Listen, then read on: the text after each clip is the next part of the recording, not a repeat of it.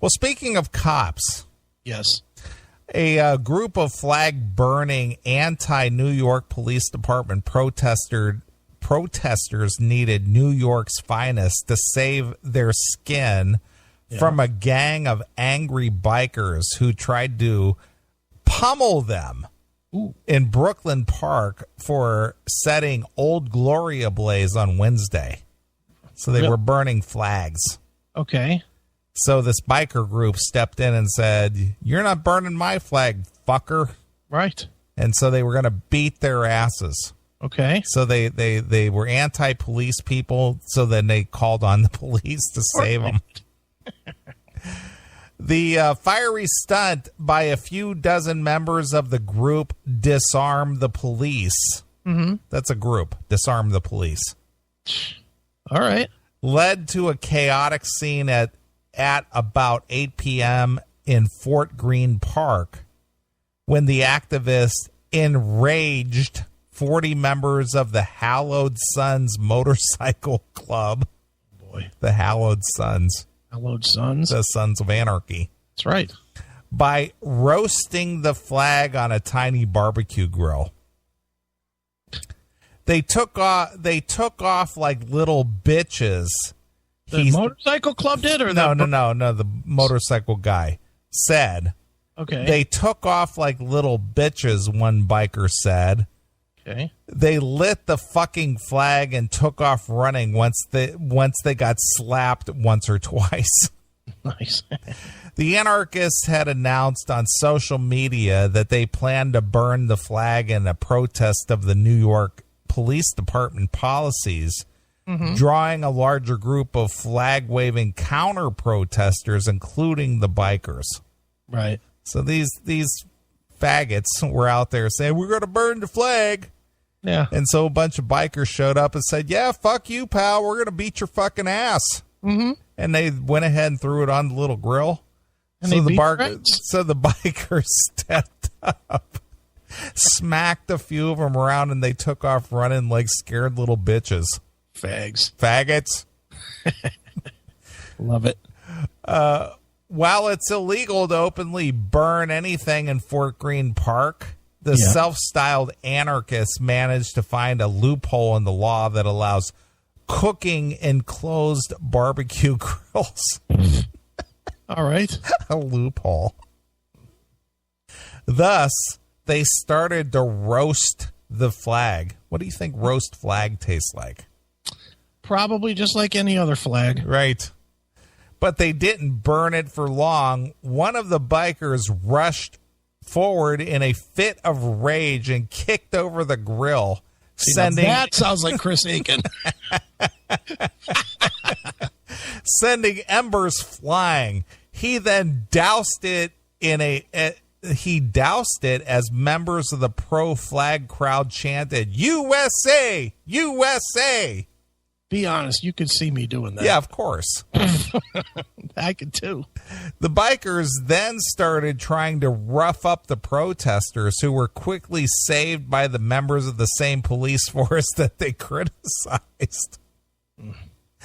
That's a shame. The protesters were shielded by the cops and escorted out of the park.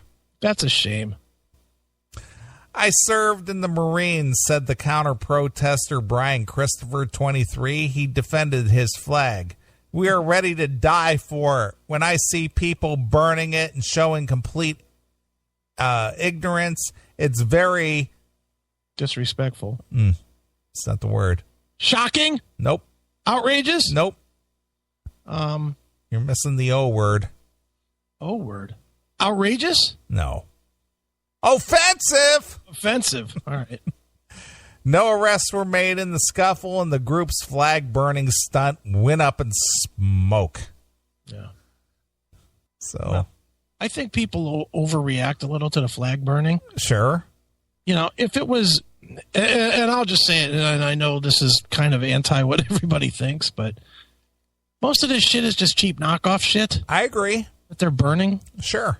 So I get why people are offended by it, because, you know, people like me actually served to defend that shit and took bullet fire and everything at us. Right. Over that shit. So I get being pissed. you can't be that pissed about fucking stupid people. Well, it's not so much pissed about stupid people. What? Hello? Are you there? Oh, I'm here now. All right. My mic went out. But it's not so much about being pissed about the action.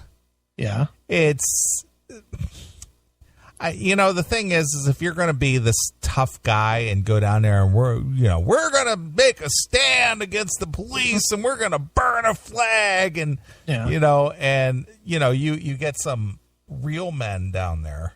Right. So you're not doing that on my watch, Pally. Yeah. Well, that's it. I mean, dude, in the old days, if you stood for something, you really stood for it. Right. That meant that if you had to fucking throw, you had to fucking throw. Right.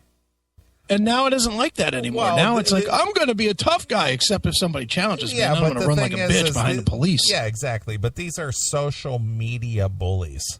Yeah, exactly. Well, at least they're outside. And they go out into the public and think that their social media bullying is going to prevail. Mm-hmm. And then somebody comes out there who really is going to beat their ass. And it's like, stop them. They're going to hurt me. Yeah, well, they're bitches. They're just bitches. If you feel so strongly about something, then fucking stand up for it. Take the punch in the face and throw one back. Worry about being arrested later. Well, they're not going to do that. I know, because they're cunts. So, anyway. So the police that they were protesting against had to save them from the bikers. Right. Because the bikers were going to hurt them. Oh, poor babies. Ah, bitches. Yep. So anyway. I don't know where we're going to go, dude. I mean, it's just been so ridiculous. Everybody's an internet tough guy these days. Well, but that's all they are. Because none of them have the balls to stand up and, do anything for themselves. They all just talk a bunch of shit. And then when challenged by us old school guys that are like, hey, you want to fucking run your mouth? Bring it. And I'll run mine back along with a little fist. They fucking cower. Well, this goes back to, my point at the very beginning of the show that, in my life, I've actually lived and done things. And, in a lot of people's lives, especially the millennials, right? They've never done anything. The only accomplishments they've had is they've got the high score on some kind of internet or social media game. Right. Well, and that's a big accomplishment, but they haven't done anything. They haven't gone when we were anywhere. 20, we hadn't really done much either. I hate to shit on the millennials totally, because the fact is, part of that is that they are young and stupid, and we were young and stupid too. But the thing is that I left home at 18, and a lot of these kids are still living at home at 25, 26, 28, 20, 30 years old. They're still living at home. Yeah. Well, dude, it's a funny thing, because I don't necessarily have a problem with that if there's a reason for that. I get it if there's a reason for it. I mean, yeah, you and I both left really, really early. The real problem that I personally see with the millennials is not that they're at home, but it's that they have no desire to not be at home. Right. That to me is the problem. Yeah. Well, they don't have any motivation to go out and strike out and do anything. Right. I don't know. It's just saddening to me. I'm again, had I been a parent or whatever, I know my kids, had I had any, I would have never allowed them just to stay at home and do nothing. No, well, absolutely not. You don't let them just sit home and fucking do nothing. You make them work. Sure. If they're going to be here. Like, my one son lives here, but that's kind of my choice because he runs my business. And the business runs out of here. Sure.